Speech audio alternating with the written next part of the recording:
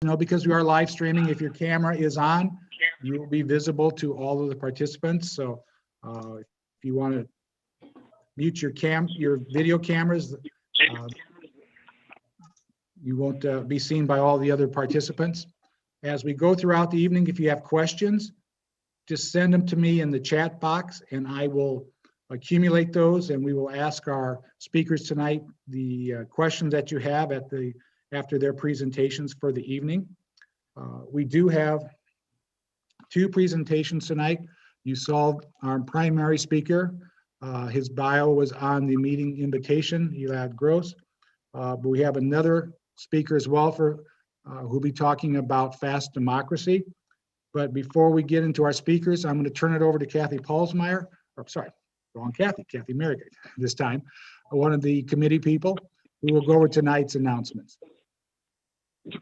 Hello and welcome to everybody. We're so excited to have our speakers tonight who will help us learn how to become more active Democrats and in our red state of Missouri. And I just wanted to say that there are a lot of extreme bills right now in the Missouri legislature. And we will be learning a lot tonight about how we can be active and learn how to let our legislators know that we oppose these extreme bills. And we do have a monthly newsletter from the Chesterfield Township Dems that will have more specific information about how we can be in communication with our legislators. And that will be coming out next week. And that will include some things that we will learn tonight from our two speakers, I'm sure. And also, we would like to invite you to let us know if you have speakers that you would like to hear as presenters at our monthly meetings. Our goal for this time, especially during COVID, is to build up our party, to really become more active and to build back Missouri's Democratic Party. So if you know of speakers that you think could do a presentation that would be in that vein, please, if you would right now, go to the chat and put the idea, the person's name in the chat. We will do our very best to contact that person and hopefully to be able to have them to speak to us. So go right now in the chat if you know someone that you think could talk to us about being activist Democrats. And the last thing I would like to say is we invite everyone to become members of Chesterfield Township Dems if you are not already a member. And to join or to renew, you may go to our website, which I will put in the chat as well, but it's just www.chesterfielddemocrats.org. And you can go there to join or renew. And your $25 dues each year allows us to continue these presentations and to be able to take care of all the expenses in and around doing our Zoom meetings. And finally, I'd just like to say, I will, if for any reason you do not want to join online, I'm the membership chairperson, and I will put my contact information into the chat as well, so that you can send a check to me if you would prefer to join or renew in that way. And that's it for me. Thank you for being here, and I'm going to turn it back over to Mike to introduce our speakers. All right. Well, as you heard Kathy say, there's a lot of activity in the legislatures here in Missouri as well as in Washington. And sometimes it's kind of hard to know what's going on or keep track of that or find that without spending lots of time. Well, our first speaker tonight has a solution for that. Anatoly Gelimson, hopefully get that close here, has founded Fast Democracy, of which he is the Chief Technology Officer. I'm going to let him explain the inspiration behind this wonderful innovation of his, as well as give a little background about himself and Fast Democracy. Yeah, so thank you for the kind introduction, Mike. Yeah, so as Mike mentioned, my name is Anatoly Gelimson, and it's actually a funny story how it came about. So as you probably hear from my accent, I I am not originally from Missouri, and I never thought I would be in any way, involved in Missouri politics, but I kind of married into it. My wife is a Missourian, and she, a couple of years ago, took the role of the policy director for the ACLU, and basically she was having this problem that she was tracking hundreds of bills, like 400, 600 bills, and those bills, they're all changing and they get amended and they get hearings and so on. And the way she was keeping track of all that was using like the Missouri Senate and House website, using a very antiquated bill tracker that was popular in Missouri, and then also using spreadsheets. So like every couple of days, she would go click on every single bill on the Missouri website, input the most recent information into her spreadsheet, and that was basically her Friday. And then, a couple of days later, that information is obsolete because, it's a bill. So it moves all the, bills move all the time and change all the time. So that's basically when she first asked me to develop like a system that updates automatically so she doesn't have to do it.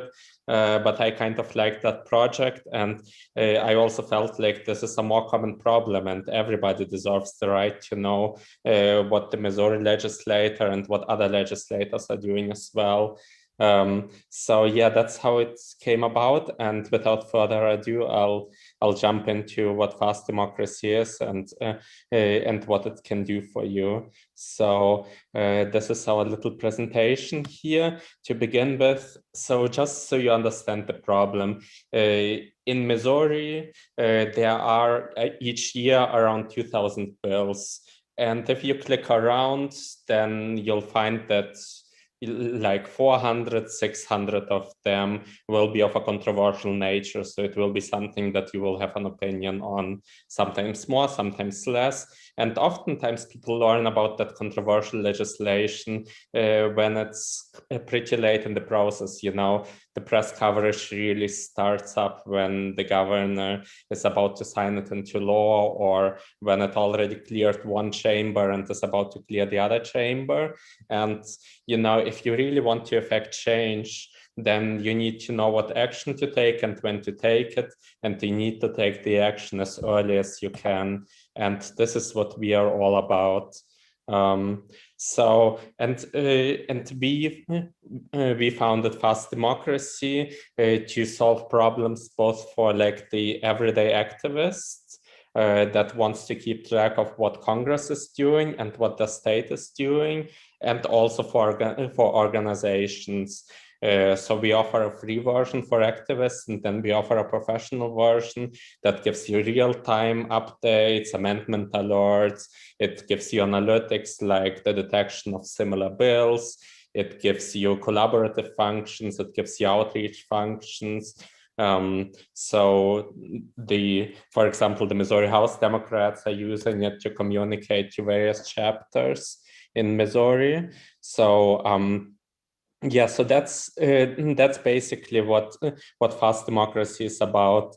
If you go to fastdemocracy.com, this is the start page, and then from here you usually start out by figuring out what legislation there is. The easiest way to do it is going to track topics and just selecting what topics you are interested in. So say you're interested in guns, you're interested in children, you're interested in healthcare, housing, you hit save.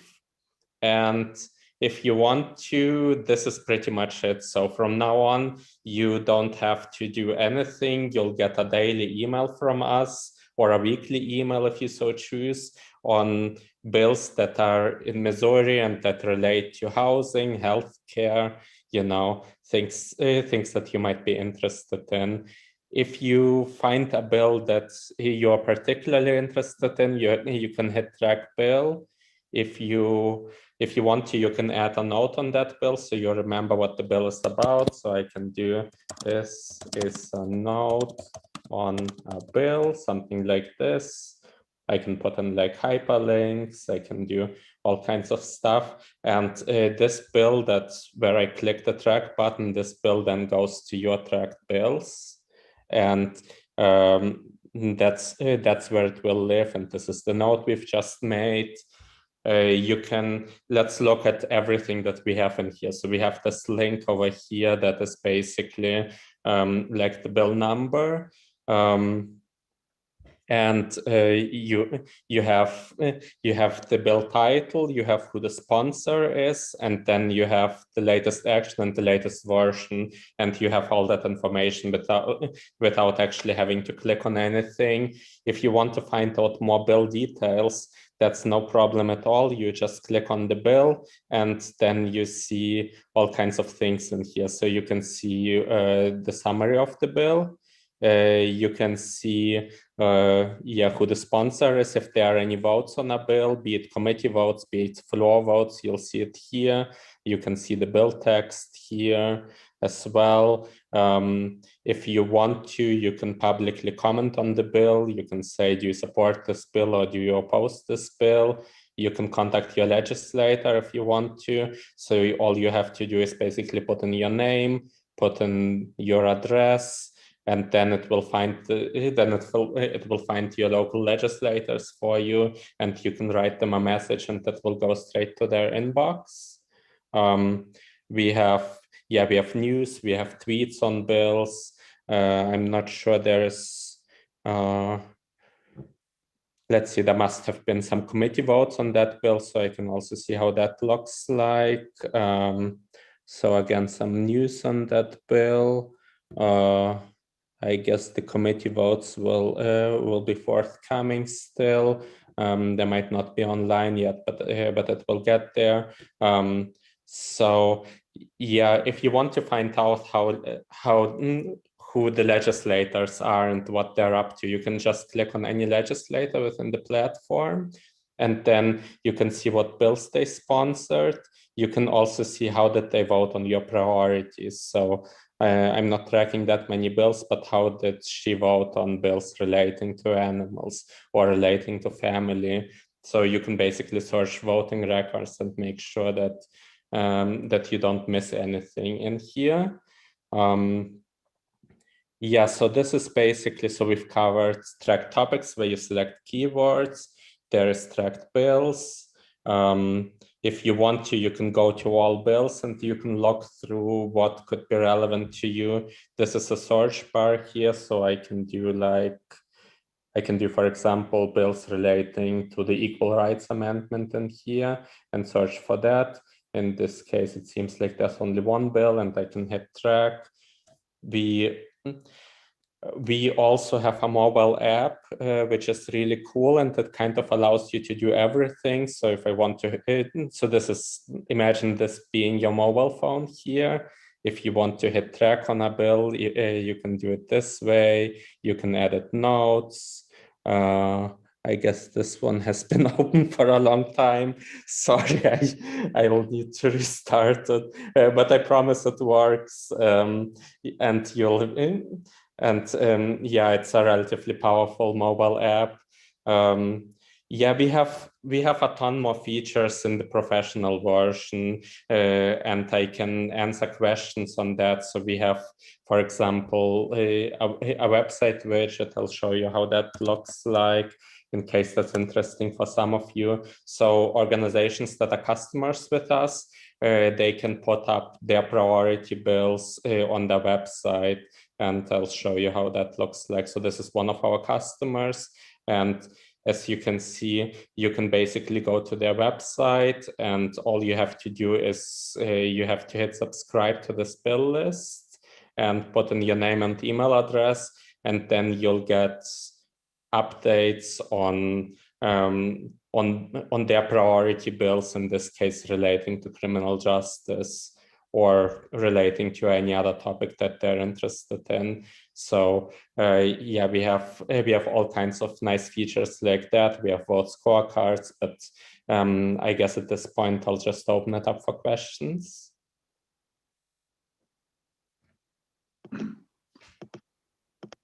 jumping back in here. I'm checking the chat room. And Okay. the last one is about who are the customers. Okay, who are the customers? Our customers are nonprofits, business associations, also lobbyists, as mentioned, parts of the Democratic Party are customers, actually in several states.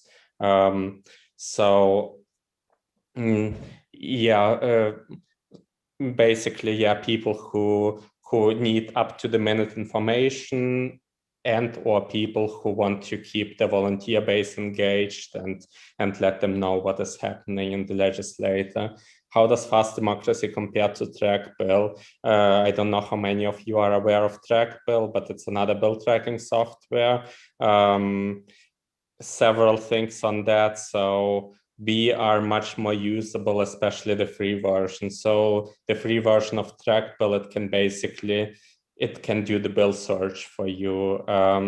And that's about it. You can't really track bills with it, contrary to what the name would suggest.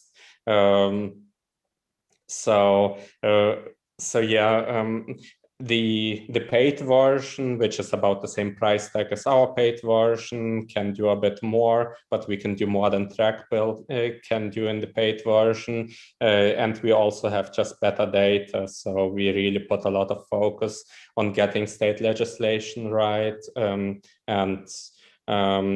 we offer a lot more different tools for searching and comparing state legislation. So another question is it for Missouri only, or does it track federal bills? It absolutely also tracks federal bills. And if you sign up for the free version, you'll get US Congress and you'll get whichever state you select. And as mentioned, we are in all 50 states. So if you have friends in other states, they can also use it to stay informed. Great. Well, are you sticking around to the end? So if we have any more questions, you can join us at the end of the evening. If we have any more, come in.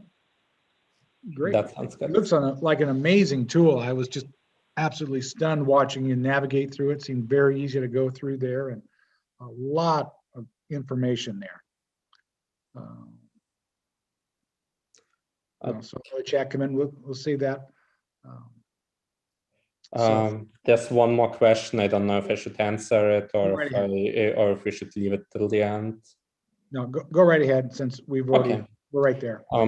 Okay, so the question is what outcomes you might expect from this: more contacts to legislators or swing towards more progressive bills?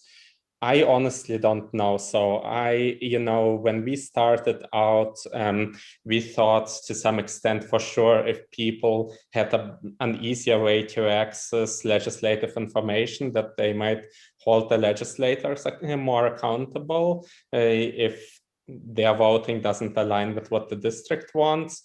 That may still be the case, but honestly, I think the best outcome is helping people. And what oftentimes warms my heart is if some people who are like disability rights advocates or LGBTQ rights advocates, and they privately want to track legislation. It kind of warms my heart to know that they are able to do so, and that they are able to use a tool that was previously just accessible to lobbyists, to high-paying lobbyists. So I think that is kind of the nicest thing that can be said. If we make a difference and if we save some people some time and make some people more effective whose voices are really needed. Wonderful. All right, so we'll pause there and we'll bring up our next speaker. Are you out there, Elad? There he comes. Yes. All right. And you've all had a chance to look at the speaker's information on our website tonight. That's one of the reasons you are here. So rather than have me just read it to you, I'm sure you would rather hear his story directly from him. He's much more interesting than I am. So I will turn it over to Elad for his part of the program here. Well, thanks for having me. It's great to see so many of your weight screens because I know so many of you in this room. I do want to say the first time I met Anatoly was Sarah Baker introduced me because I was visiting the ACLU for something, and she says, I have this really cool thing. I'm like, what's that? And we go to the room and there's Anatoly, and he's working on what would become Fast Democracy. And I had not met him before, so I wasn't sure if the cool thing was introducing me to Anatoly or was to the program. But obviously the program has been very, very helpful, and so has Anatoly to our state. So thank you for everything that you've done. And I know that she was very excited about it when you started. And it's just been such a great service for folks. I use it all the time. So if you haven't used it, definitely encourage you to check it out. It's very helpful for the work that we need to do in Missouri. Speaking about the work that we need to do in Missouri, goodness gracious, there is a whole lot. And I'm pretty fired up. Usually when you all talk to me, I'm fired up for one thing or another. Some of you know that I have, I ran for Attorney General at one point. I've been working on sunshine law and government transparency and accountability issues for years now in court. I've been working with kids in St. Louis City for, almost 14 years now. And this stuff is really important because when our government is not functioning for us and for our kids and for most of the people in our state, we get some very bad results. And a lot of us are going to meetings like this one in so many parts of our state, whether there are a lot of Democrats or not so many Democrats, but we're going because we know that Missouri can be better than what we're getting right now. And there are so many you could talk about anything right now in Missouri, unfortunately, and you'd probably be accurate in describing it that way. Right now, we have a U.S. Senate race that is heating up a bit in 2022.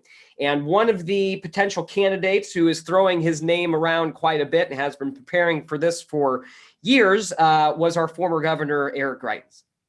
Eric Greitens is what brought me to look into what dark money was, what these concealed, hidden political donations were doing to our democracy, and specifically what they were doing to Missouri. I had known about them, but wasn't super familiar with them before our governor so kindly introduced me to it.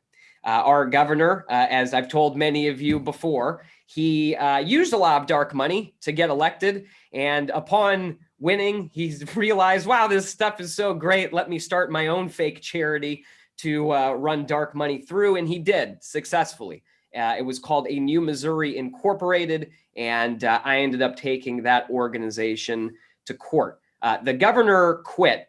He was alleged to do a whole bunch of stuff, including sexual abuse, including stealing from his veterans charity. And he did not resign until a judge in Cole County ordered his dark money organization to reveal the names of its donors to the Missouri House that was investigating him for a lot of things, including this. Literally hours later, he quit. And he was not held accountable. The charges against him were dropped. He traded in his office to go off into the sunset, where he has been planning for return for many years now. And here he is. It's a problem when we do not hold political officials accountable for what they have done to our state. And that is what has motivated me throughout a lot of the work that I've been doing for the last several years, including taking his dark money charity, fake charity, to court, and including asking for public records from our current governor related to any communications that our former governor had with all of these dark money folks while he was in office. Well, there were a whole bunch. There were 13,000 plus records, and the current governor refused to give them to me unless I paid a whole bunch of money and waited a whole long time. And in fact, the attorney general, both the previous one, Josh Hawley, and the current one, Eric Schmidt, have opposed transparency all the way to Missouri Supreme Court, where I just recently argued about a month ago that we should be able to access these records without having to pay exorbitant fees. And the argument went very well. I was supported in that argument by Missouri's Press Association, by a libertarian group, by the ACLU, by so many folks.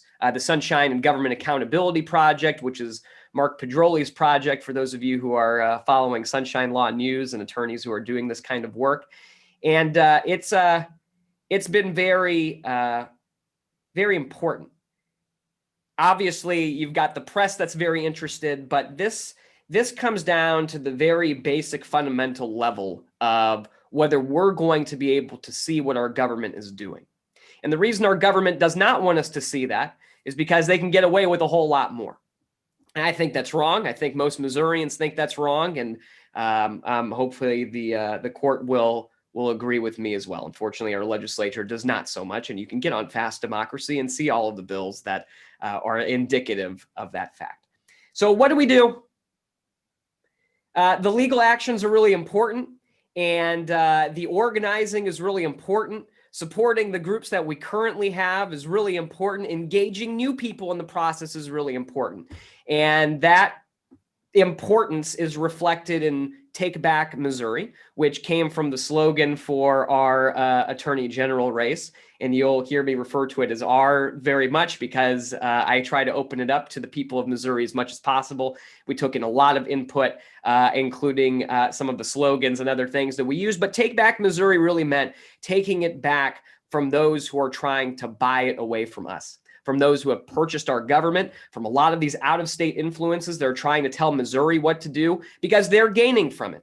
So as part of the investigations that I have been doing recently, I asked for records from our Attorney General, along with Mark Pedroli. We requested records about how involved our Attorney General has been in a lot of these activities around dark money. One of those dark money organizations is called the Republican Attorneys General Association. There is a Democratic Attorneys General Association too that is a bit similarly situated, but was not involved in the same things that this one was. The Republican Attorneys General Association was involved in the January 6th Stop the Steal event at the United States Capitol that has gone all over the world now. They were involved because their dark money organization put out a robocall asking patriots to come to the Capitol and stop the steal.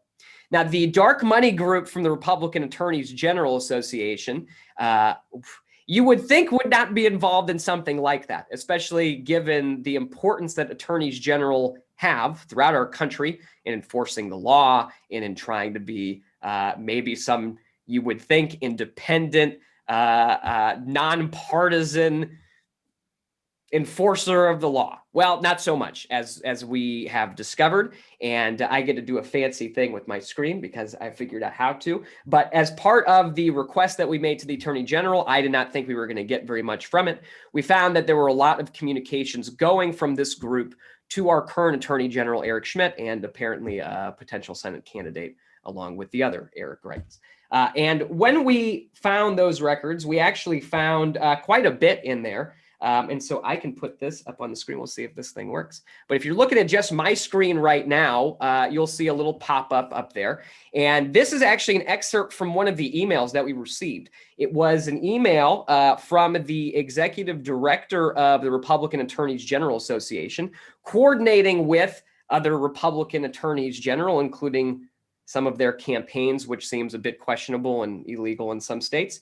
And it says, thank you to the 30+ AG staff members who came to Atlanta, and the other 12 who participated virtually. It was a fast-paced, productive series of war games, which hopefully will not have to be utilized in November.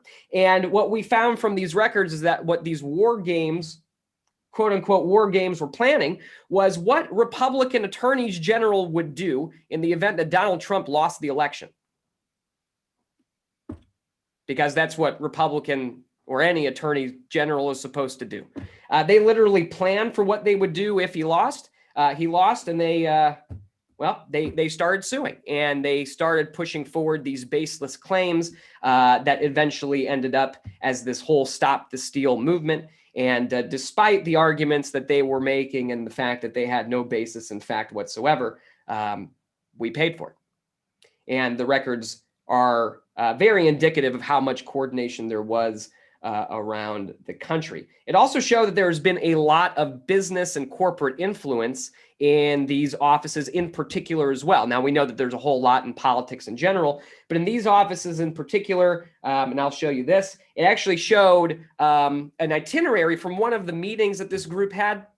And it had all of these different businesses that were there talking about their own special topic, and not on their own, but actually being presented by an attorney general from a state. So one example that I can show you, here's a whole bunch of these corporations, including the U.S. Chamber of Commerce that held an event with Ashley Moody, who's the Attorney General of Florida.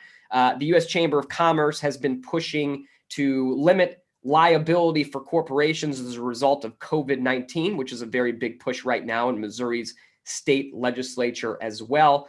Certainly the Attorney General is a bit involved with consumer protection laws as well. So it's interesting to have an Attorney General who's present for a presentation like that. The event with Facebook was held by Alabama's Attorney General, who's also the head of that dark money arm of this whole thing. And he held an event with Facebook. He's also one of the few attorneys general in the entire country who is not currently a member of or participant in the antitrust litigation against Facebook. And we also have our current attorney general in Missouri, Eric Schmidt. He did an event with Anheuser-Busch, which was called The Business of Making Friends. And apparently they were in quite a business of making a lot of friends. And getting a lot of money to do it, because we can actually see how much money it costs these corporations to gain access, not only to attorneys general, but also to their staff, to the folks that are being paid by our taxes, who are going to these meetings, including the war games on government time, on our time. And it wasn't super expensive for a lot of these corporations. It cost you $50,000 to access staff and the attorneys general, and the more money you paid, the more access you got. And that was from part of these records as well. Now, there is a big problem in our attorney general's office for a long time, and this was a previous investigation that I did a couple of years ago. There's a conflict of interest policy. And you're all like, oh, that's great. Wonderful. We have a conflict of interest policy. So none of this matters. Well, the problem is our attorney general doesn't actually enforce the conflict of interest policy. So despite him saying that it is one of the best conflict of interest policies in the entire world, and yes, that's actually part of what he appeared to be saying, and it sounded very much like a former president of ours at one point, he actually doesn't enforce it. And that was also true of our previous attorney general and current Senator Josh Hawley. This is a very big problem in Missouri. It goes all across the country. It involves a whole bunch of different folks. You're going to hear some nice stories about a corporation saying, oh, we're not going to donate to people who do this anymore. I'm not sure why they're donating to anybody who does anything right now. But the problem is these folks have figured out not only can they take advantage of our current legal system to buy whatever they want, but they've also figured out that they are buying specific offices that people don't pay as much attention to because it's cheaper, even though they have a whole ton of power to enforce one thing or not enforce something else. And I think the Attorney General's office, obviously having been worked there in Missouri as a former Assistant Attorney General, that is an office that has the power to do a whole lot of good for the people of our state. But it's very hard for them to do good for the people of our state when they're doing something else for someone else. And that's a significant problem. This all ties back to our friend and former governor, Eric Greitens. One of the initial investigations that I did into dark money really looked at where his dark money was flowing to, and it was flowing to pushing right to work in Missouri. But it didn't just include folks in Missouri. It included folks all across the country, and it actually tied back to the chief of staff, to the vice president of the United States, Mike Pence, who makes a whole ton of money on this stuff. Not Mike Pence, but Nick Ayers is his name. Nick Ayers was the one who helped set up all of this campaign infrastructure for the governor. He took millions and millions of dollars to his shell corporations and some real corporations that he owns too, to profit off of this campaign. You can see some of the donors, but a lot of them were certainly hidden. It flowed through these dark money groups, so you couldn't see who was doing what with something else. And Eric Greitens wasn't the only one who was elected in this picture. Actually, if you see over there, Michael Adams, who's right below Vice President Pence and Nick Ayers. Michael Adams is currently the Secretary of State of Kentucky. He was did a lot of legal work with Mitch McConnell. What do we do? I mean, I could just look at the screen all day and just scream and yammer about it all the time. And I'm going to do that on Saturday with Mark Pedroli on the little podcast show we have. But we need to turn this information into something that folks know. I cannot tell you how many rooms I have walked into where there were a bunch of Republicans. They didn't want to listen to me. They looked at my face and they thought, oh, that kid is 12 years old. What do you mean he's running for attorney general? And at the end of the meeting, after talking to them about what Eric Greitens did to this state, those folks were totally flipped. But the problem is we're not getting the information out as well as we need to be. And that's why folks like Eric Greitens, why people like Eric Schmidt, why folks who have done some pretty bad stuff to our state feel empowered to go to some other position and climb the ladder and do something more. And until we fix that problem, we as a state, as a party certainly, but as a state more importantly, we're screwed. We're in very big trouble. And so the efforts that we are putting forward now with Take Back Missouri do include this legal side of things. There are three main buckets. There's one that's called defend, and that's defending our values in the state. It talks about direct action. How do we do that as individuals, as groups, to really get the word out about what's going on, but also to hold folks accountable. And so this legal work certainly fits within that bucket of things that we do. The other one is called support. That is to help groups like yours. And we are helping a lot of Democratic clubs around the state, a lot of like neighborhood groups that have already, been in existence that want to organize a specific local issue. We want to help the current infrastructure that's already there. And then hopefully hand off a lot of that kind of work to larger groups, perhaps the party itself, or perhaps larger neighborhood association, or whatever kind of comes out of some of the more local work that we're doing as well. But we need work now. We need to support folks in fundraising and organizing and recruiting more people, in registering voters. And so we're very active with groups all around the state that are doing that and helping them coordinate with each other. There's no reason to reinvent the wheel. We've got plenty of wheels in Missouri. They're just, not on the same aligned axle right now, and we're just spinning out. So part of what we're doing is helping coordinate that work. And then my favorite piece, I know you probably think, oh, the legal part is your favorite piece. I mean, you're suing these people all the time. No, actually, I would much prefer not to have to do that and to play with my dogs a lot more. But my favorite piece is the engage bucket. How do we bring new people into this? And a lot of times we have to get creative about it. We have to make this a process where folks want to learn things from, where they trust us, where they want to come to us for information, but also for folks who don't want to come to a meeting like this. How do we get them here? How do we make this fun and something that people want to participate in, and something that people feel like they belong to, that they have input into? And so that's a lot of the work that we're doing there. And for those of you who follow the campaign or just follow a lot of the social media posts I make, the big thing that we do is we ask people what they want to see in Missouri. And if you call me and you leave a voicemail, I ask the same thing. It's what are your ideas for Missouri? And we are finding that a lot of folks have a lot of wonderful ideas. They just don't know how to execute them. And so all over the state, the vision is to have these folks who want to organize in their local communities around issues that are extremely important to them and to their neighbors and to their family and to their friends and to everybody else, to organize around those issues, to connect with their local government, to their state government, federal government if they need to actually advocate for themselves and for what's important for our state. And then to have those folks understand the importance of government, to be civically engaged, and then to hopefully have a lot more folks running for office who aren't just telling us what they're going to do, but who have actually done it. And I think that that is the key to taking back Missouri, to making sure that it works for us, for we the people, not for them, whoever they are. And I think that that is really, if we're talking about a quicker way to really bring urgent change that is so needed in Missouri right now, I think that's how we get it done. So that's the project I'm working on. And I'm very, very excited about it. If you like, I did all this fancy stuff and I didn't even put the freaking website on there. You can go to the website. It's takebackmissouri.org or takebackmo.org. Secret, both of you will get there. Also .com, because I make sure to reserve all of these things.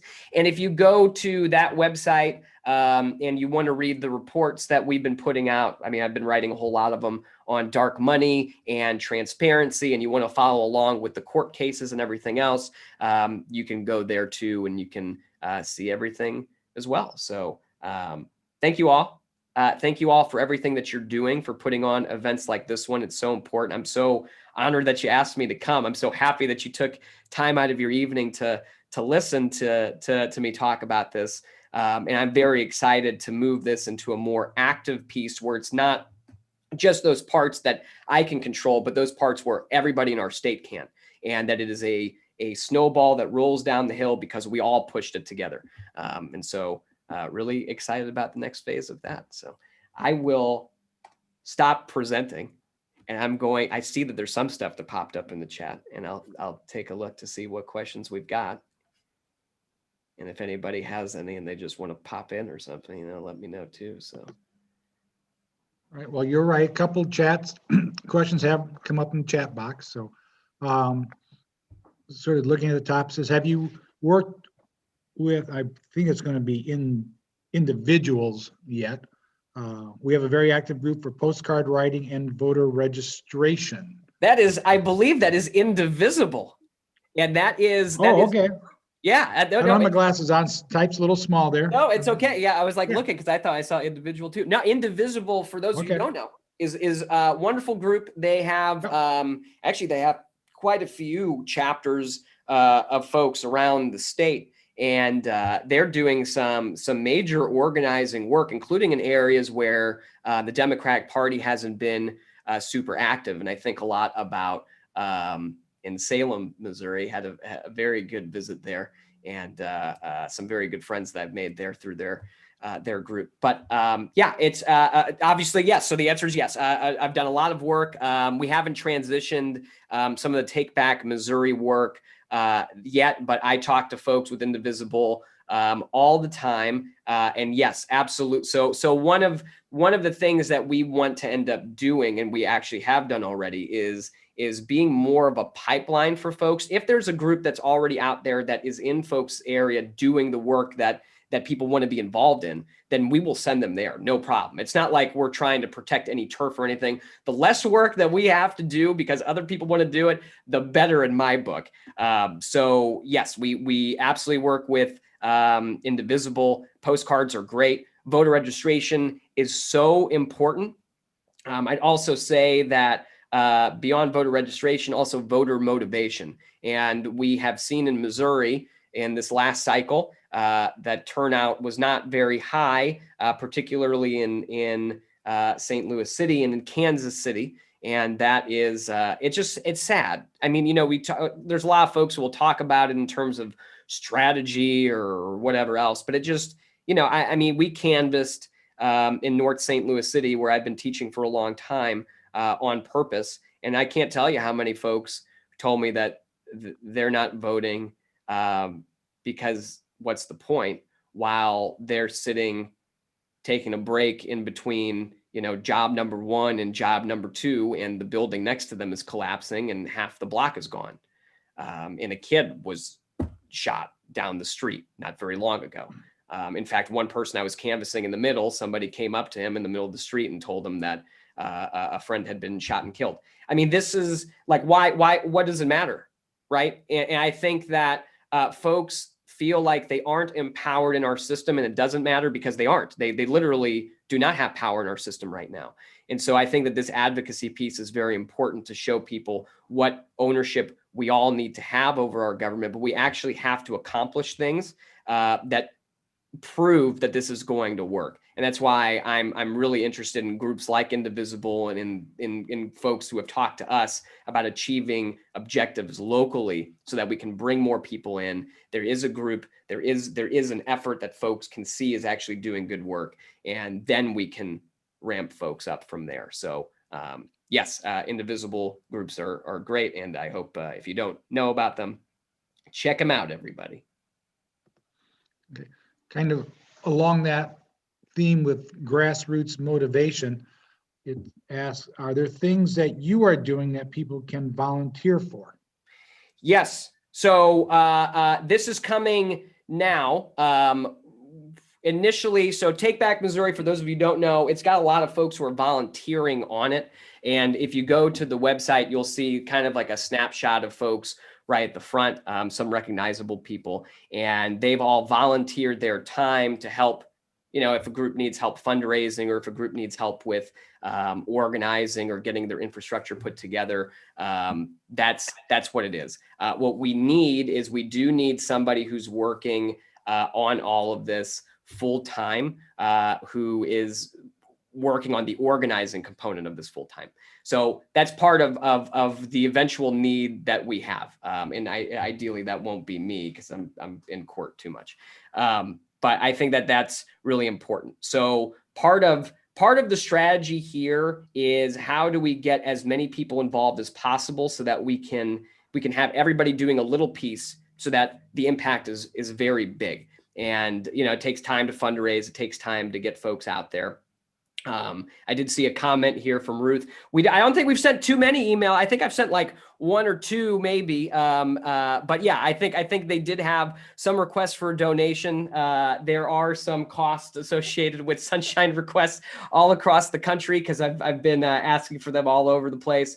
And certainly costs with putting together some of the website stuff. But the volunteer stuff is coming right now. So in the next couple of weeks, there are some really cool activities that folks can get involved in. Those include a lot of outreach, because I think that that's extremely important. I've been talking to different groups of folks who have done kind of these volunteer call and phone banking. So we're exploring that with some different groups that we've seen in Georgia and Texas and some other places. I actually participated in one pretty recently to kind of get an understanding of what other people are doing and how we can bring that here to Missouri. So a lot of that is coming, and I do appreciate your patience on that and for registering. So thank you so much. I do appreciate that. But yeah, I think in terms of what is something that you can do right now, I think we've got a voter registration idea that's going to be out there very soon. There's a group of folks who are working on that. There are some apps and other stuff we can get to you too if you're ready to go right now. But a lot of this will be around sharing information with people, identifying folks, and then getting that information kind of in one spot so that we just need to talk to as many people as we can in Missouri.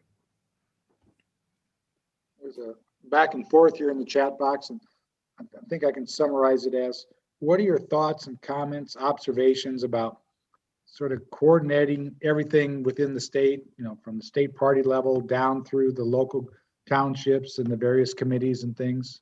Any thoughts and observations, comments from your experiences? Yeah, I've got, sure. It's important. And, I got a kitty cat who wants to say hi. Yeah, I know. It's okay. So this one really likes organizing, and she's a demo cat. Is that what they call them now? Is that the thing for the party? Anyway, she's got a lot of ideas, and I think some of them really do involve, and we just got to be talking to each other a lot better. And we're not. And so I've been going to party meetings and to party groups and everything else for, since certainly a lot more regularly since the end of 2016. But we don't do the best job communicating to everybody, and that includes not just the committee members, but oftentimes the committee members are kind of left out in some things too. But certainly the clubs, and in some places in Missouri, the local clubs are the ones who are most active on outreach and community involvement and everything else. So I really do hope that we become as inclusive as possible. I think that we can look at some of the work that you can see in some corporations and consulting groups, they do around fusion cells is what it's called. Actually, Missouri, our governor spent a whole bunch of money setting one up, and then still couldn't figure out how to get a vaccine to people in most of the state. But yeah, I mean, those are actually very helpful, and they bring different members of particular committees or groups all together so that they all know what's going on, and people are reporting, and they're accountable because they have to report. They know they're gonna have to talk about something.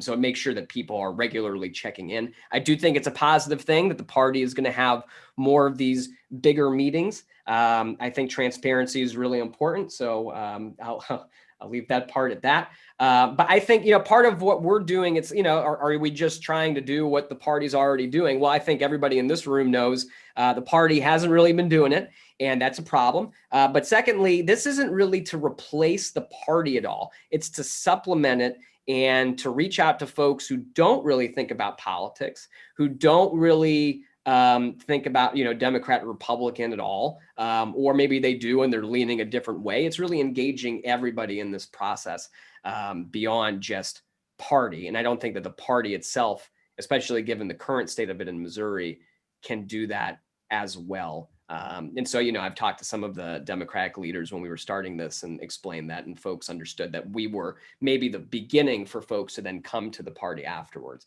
And so in an ideal world, that's what will happen. But we don't have time to just sit around and wait. And so we're out there, and especially working with folks who don't have as much support from the party. And that's in a lot of places in Missouri, unfortunately. With what you're doing and your structure and infrastructure and stuff, are there things that you are coordinating with the state party that they look for you to do, or that you say, let me do that? Or is there any kind of strategic interaction going on?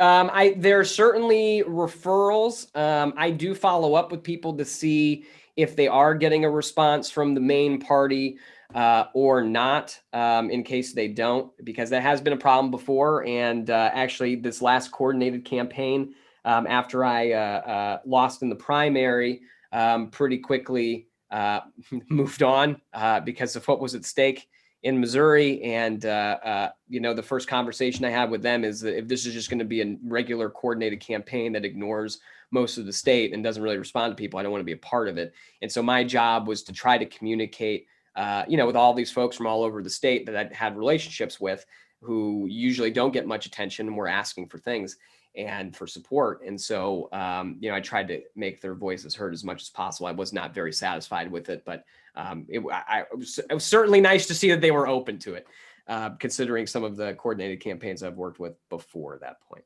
I don't know. I think the state,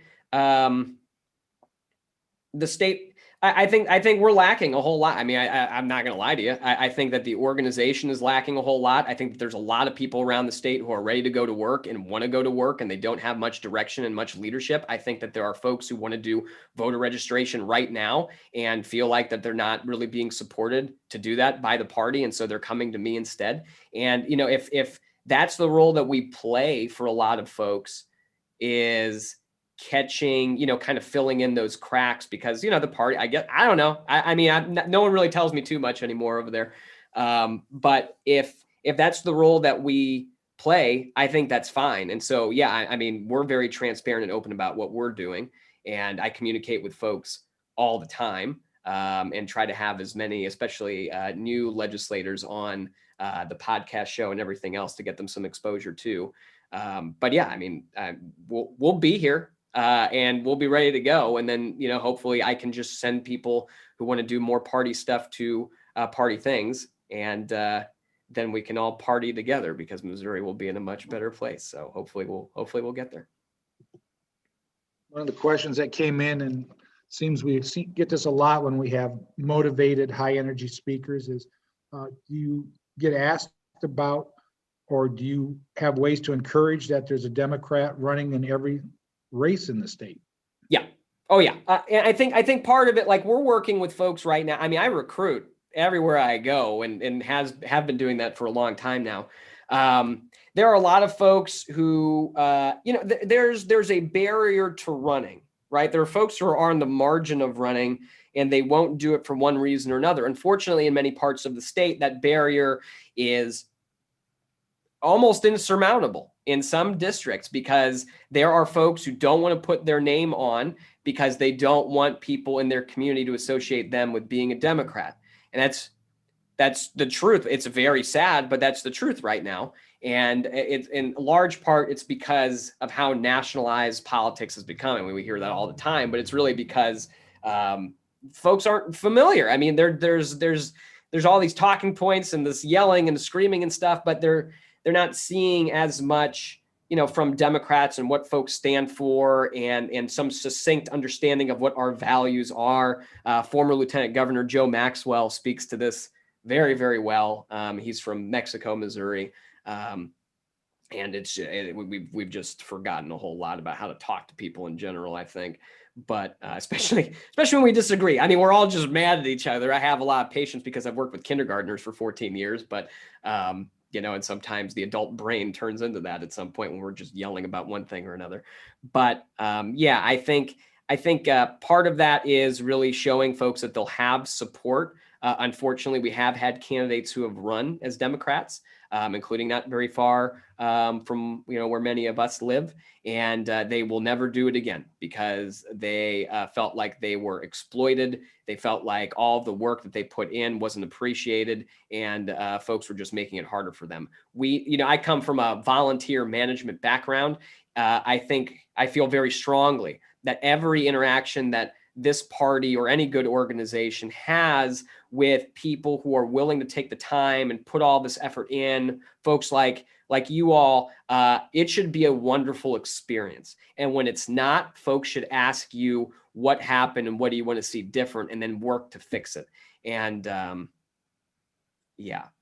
that's how I think it should be. And so at least unfortunately I've worked with a lot of broken institutions in the state of Missouri, from healthcare to the eviction crisis that's happening right now. And most of the time that I spend there is talking to folks who have been wronged by a system or who have felt like they were slighted, and rightfully so. And how do I keep those people engaged in that process? So at least that's a skill set that I can bring to what's currently happening in Missouri. So.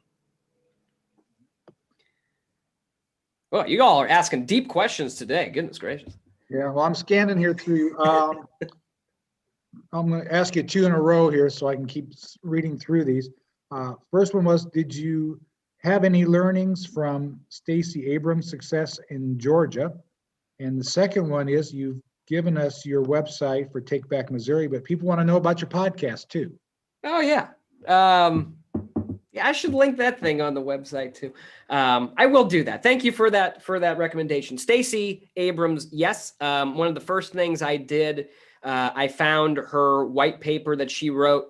I think it was shortly after she lost the governor's race, and she wrote it with her campaign manager. And it was about how are they going to organize. Now, it's very interesting. So Georgia, I mean, we all know Georgia's a little bit different than Missouri. Demographically, we're different. Historically, we're different.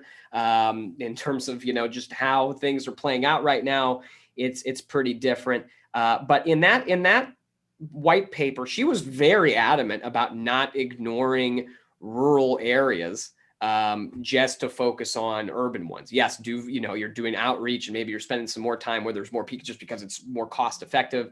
But I mean, even her kickoff for her campaign was in a rural area in Georgia, and that was very intentional.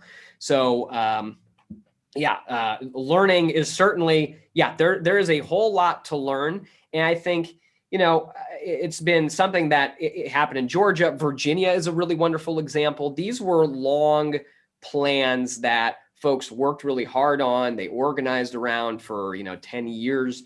And, and then the state brought in new people, and you had more diversity, and then all of a sudden, diversity of ideas. And now you've got some, different changes in what happened. Now, keep in mind, the races in Georgia were very, very close. And, certainly they're trending in the direction for Democrats, but nothing is guaranteed.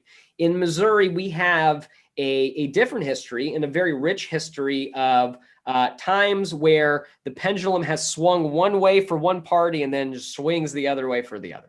And I think we can look to some of the folks like Jack Danforth's election. He was the only Republican statewide at that time when he won. And then that brought in more people. And he was talking a lot about government corruption and fixing corruption and ethics reform and all of these things. And then these other guys were talking about some very similar issues. And, it swung back one way, swung back another. Now it's getting harder every time because those folks who are in government have figured out ways to hold on to power much longer than you would think they would.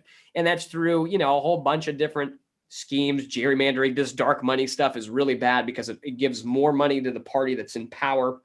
Eventually, folks get satisfied. They get corrupt. They start to get complacent. I think we're seeing that right now with Missouri's Attorney General. We saw that with our former Attorney General, who's now a senator. We saw that with our former governor. There are people who want power so much that they really don't even mind breaking the rules because they don't expect anybody's going to hold them accountable. And I think that we so there's a hubris to that I think we need to be ready for because it's so essential that we have folks who are actually serving us. Like, it's not just, let's score some political points. It is essential to get people elected who are going to represent our best interests. We do not have that right now. We don't even have a state that can figure out how to vaccinate folks during a pandemic. It is absolutely ridiculous that this is still happening. We have kids who are being shot and killed. We have some of the most violent parts of the country are in Missouri, and that includes rural areas. I know that, everything's fine rural. It's not. It's one of the most violent rural places in the entire country right now. And rural legislators will tell you that when they're testifying on their own bills about doing something about it. We have a lot of issues in Missouri, and it is essential for us to organize and to be ready for this. So I think we have a lot of history to draw on here in Missouri, but there's a lot to learn from other states. And like I mentioned, Texas as well, with some of the, some of the things you can use technology for too, I think is really important. And then the second question, podcast, it's called the Elad Pod. It is actually an online town hall, kind of similar to this, but it's, usually with the guest, and then folks can ask questions from YouTube, Facebook, Twitter, Twitch, wherever they are. And we could put it on the screen. I'm kind of, with a little graphic stuff up there. And we let people ask questions of folks actually from all around the country. We've had some really, really awesome guests that I cannot believe said yes to be on the thing, but they did. And so, we're bringing it back for season 3. And the first episode of season 3 will be with Mark Pedroli on all of the Sunshine Law stuff. And we'll do it on Saturday at 1 p.m. So if you look for, if you go to eladgross.live, you'll get there, but I'll put a link on Take Back Missouri after this too, so that folks can reach that as well. That was a great suggestion. From your experience campaigning, and this goes to the rural part of the state,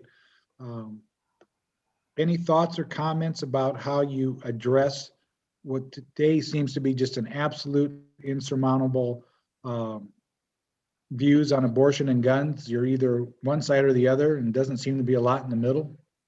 Yeah, I think you just got to be honest with people. I had a young man call me. He wanted to work for Eric Schmidt initially, but he knew a high school student who was volunteering on my campaign, who's now working as a legislative assistant. Is absolutely wonderful. But his friend was like, "Oh, well, you should check out Elad's website, because he's campaigning, he's doing a good job." And, his friend goes and checks it out, and he says, I didn't know all of this stuff about what was happening in our government. Do you think I could, you think he would let me work for him? And he said, well, I don't know, you'll have to go through, an interview. And so my campaign manager, Jessica Lambrecht, who's absolutely wonderful, always finds a way to put me in these life lesson positions. She said, you're going to take this call and talk to him about whatever you want. So he calls me says he really wants to, he told Jess this, he said he really wanted to talk to me and and vet me. And we talked for 45 minutes. And I think I asked maybe 2 questions total. And all of it was just him asking me this, that, and the other. One of the questions was about abortion. And he is very adamant. He does not believe abortion should be a right, and wanted to know what my stance was on that. And I said, look, we disagree, but I think we both do agree that we don't want government dictating to folks what they can and cannot do in a whole lot of situations. And, when you talk about individual freedoms, when we talk about privacy, when we talk about the right to make a decision with your own doctor and to do that without having the government telling you what to do. I think that those conversations, when we talk about our rights and our right to our own autonomy and self-determination and privacy is very big right now with a lot of libertarian and actually conservative leaning circles too, for a lot of good reasons. I think that folks you're starting to speak a language that people understand. And I'll tell you, at the end of the conversation, kid was all ready to go. He was ready to volunteer, even though that was a big issue for him. And it's something that, there are certainly groups talking a lot more about this, but, I do not think it will work for us to go to places and say one thing and then go somewhere else and say something totally different. We live in the 21st century now, where we're doing this on the internet and it's being recorded and it's on YouTube and folks can come back and watch us anytime they want to.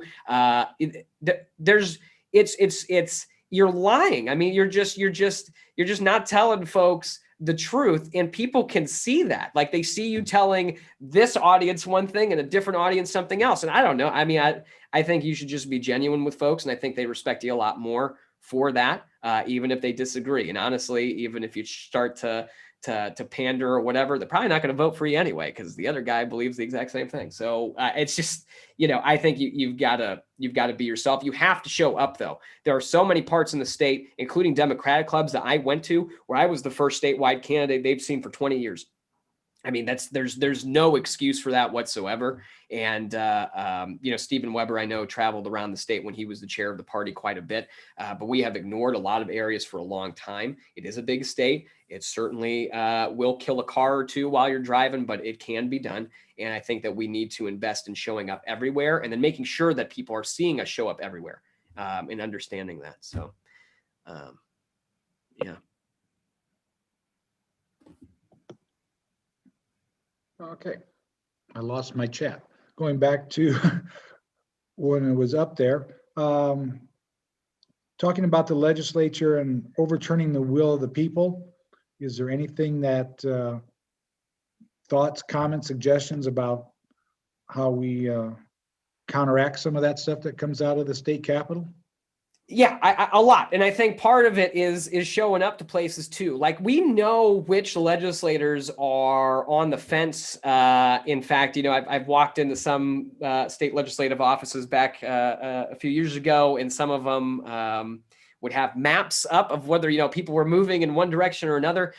We need to show up and have, town hall events or some kind of thing where we're getting the information out to people, whether that's on the radio. A lot of folks are listening to the radio right now. YouTube. I'm so glad this is on YouTube, because a lot of folks are using YouTube right now to get their information. We need to show up and make sure that legislators who are voting against what we just voted on are being held accountable for taking those votes. And that's something that's not happening as much as it needs to be. We're just not really, I don't know. I mean, it's to some degree, it's a lack of message discipline. I don't know if it's really message discipline as much as it is, we're just not getting to the point. We're not really talking to folks about things that they care about. And we're not really reflecting our values and what we're discussing. Like, we're very good at talking about the details of this plan or that plan. But goodness, I mean, just sit there and think about it for a moment. Why does this get you really upset?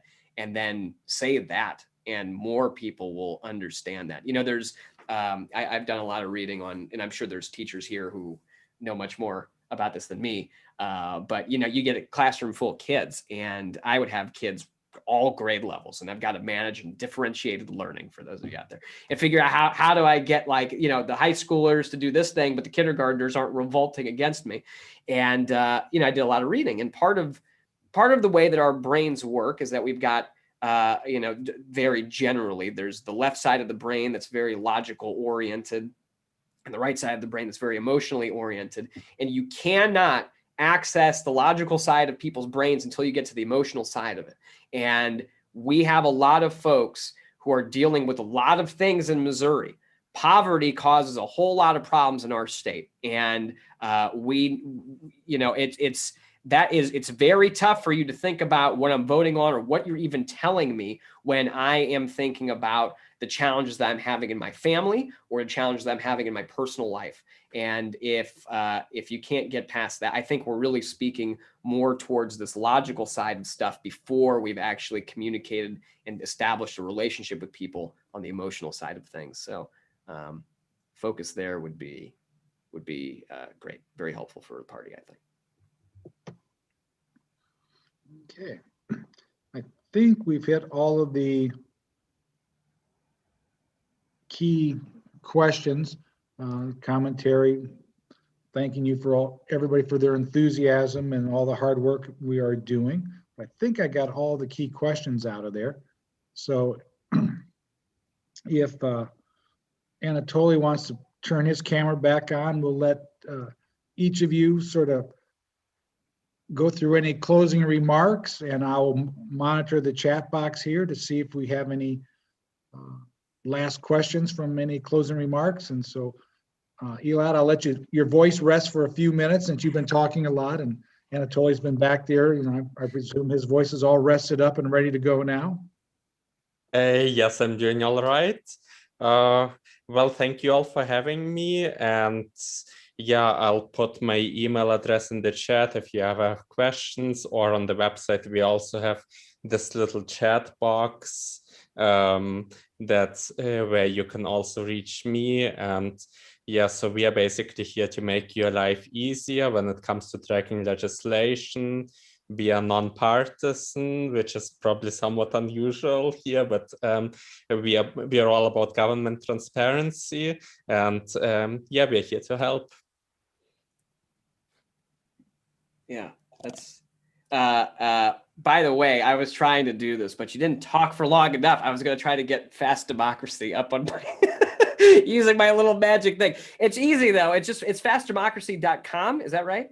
Yes. Yeah, it's great. It's a great website. If you haven't gone to it, wonderful. And Karen, that is a wonderful shirt too. Absolutely lovely. Made in America, by the way, I hear, by a fantastic union printing company.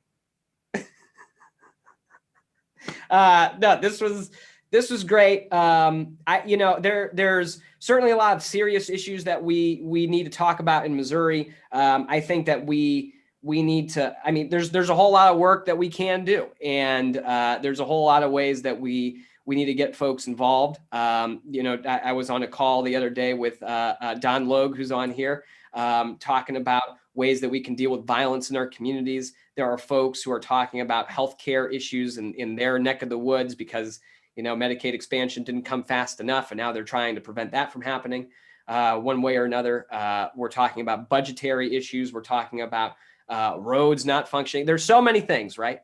And it's really easy to kind of get depressed about that and to sit down and just be like, I'm moving out of Missouri, right? I'm done. This state is over for me.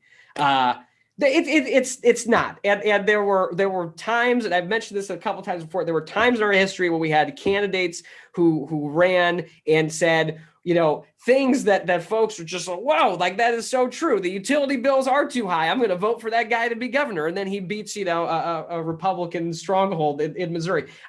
This has happened before, and it's going to take a concerted, concentrated effort, coordinated effort on all of our behalves. And, I think that we need to put a lot of fun into it too, and draw more people into it and give them access and make sure that they can feel like they own this state. It's not just being dictated to them by one group or another. It's their ideas are the ones that are being reflected here. And so, I know Fast Democracy is nonpartisan, and that's great because everybody from every party should be able to go check that out. But those are the kinds of projects and things that we need in Missouri to make sure that more folks are participating. And if we can get, a few more people, a few more young people, especially thinking about Missouri and the future that we can all have together, then certainly any of the projects that I have done will certainly be worth all the dead cars and the oil changes. So take a look, Take Back Missouri, the volunteering side of it. Would love to have you and your expertise from wherever you are, whatever you've done. Would love to have your involvement. So I'll get mine up on there before I forget. But take a look. If there's anything I can do for you, let me know anytime, and happy to be there. And thanks for having me tonight. Well, thank you, both of you. Just a couple of sort of closing comments here. If you have suggestions for future speakers, please email them to us at askus@chesterfielddemocrats.org. I will talk to Brian. I'm sure we'll have not only the links to the YouTubes, but hopefully he'll put some links on to all the various organizations, and hopefully your podcast as well. Hopefully Brian's not cringing at the moment. We want to get the information out. We do encourage people to like us on Facebook so they keep updated on things that this great organization is doing here. I'm very proud to be a part of it, and I thank each of you for coming and presenting tonight. I thank the audience for joining us tonight.